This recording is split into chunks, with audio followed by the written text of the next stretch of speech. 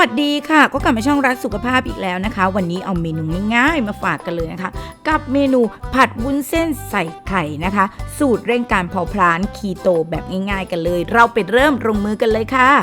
แรกนะคะเราจะใช้กระหล่ำปีก่อนนะคะกระหล่ำปีเนี่ยมันจะช่วยเมนูของเราเนี่ยหวานมากยิ่งขึ้นนะคะ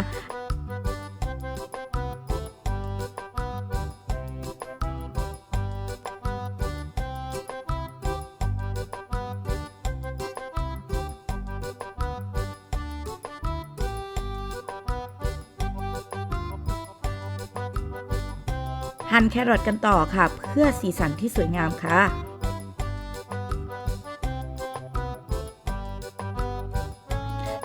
ทีนี้เรามาทำในส่วนของไข่กันนะคะเราจะใช้ไข่นะคะประมาณ2ฟองค่ะตีนะคะไข่นะคะให้แตกค่ะตีเลยนะคะหลังจากนั้นค่ะเราไปตั้งกระทะกันนะคะเราจะใช้กระทะเทฟลอนแล้วตามด้วยน้ำมันเลยนะคะซึ่งเราจะใช้น้ำมันมะกอกค่ะหลังจากนั้นนะคะให้กลิ้งน้ำมันให้รอบเลยนะคะเอาไข่ที่เตรียมไว้นะคะใส่ลงไปนะคะเหมือนกับไข่เจียวนั่นเองค่ะ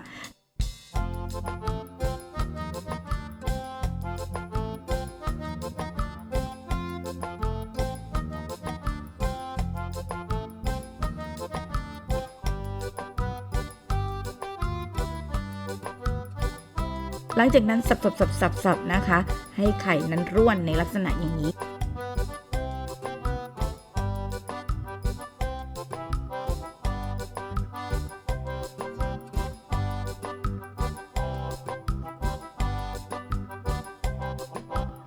ตักพักไว้ค่ะหลังจากนั้นใส่น้ำมันมะ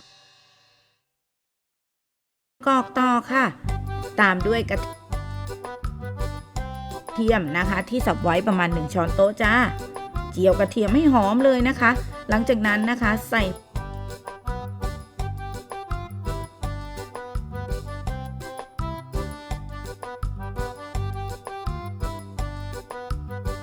ในส่วนของกระหล่ำปีลงไปค่ะ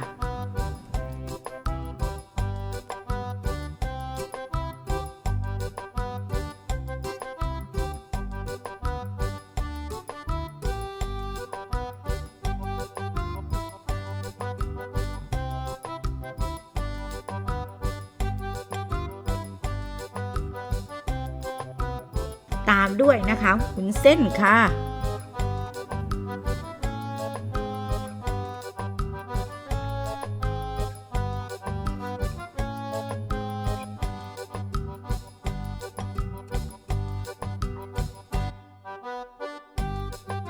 หลังจากนั้นนะคะใส่น้ำมันหอยคีโตลงไปนะคะและตามด้วยนะคะซีอิ๊วขาวคีโตนะคะอย่างละ1ช้อนชานะคะหลังจากนั้นผัดให้เข้า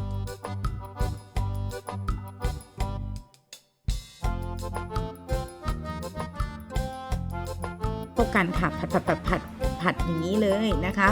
ผัดเลยค่ะปรับรสตามชอบได้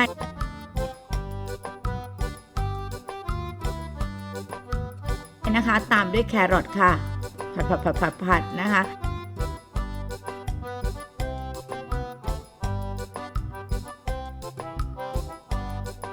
และตามด้วยต้นหอมนะคะ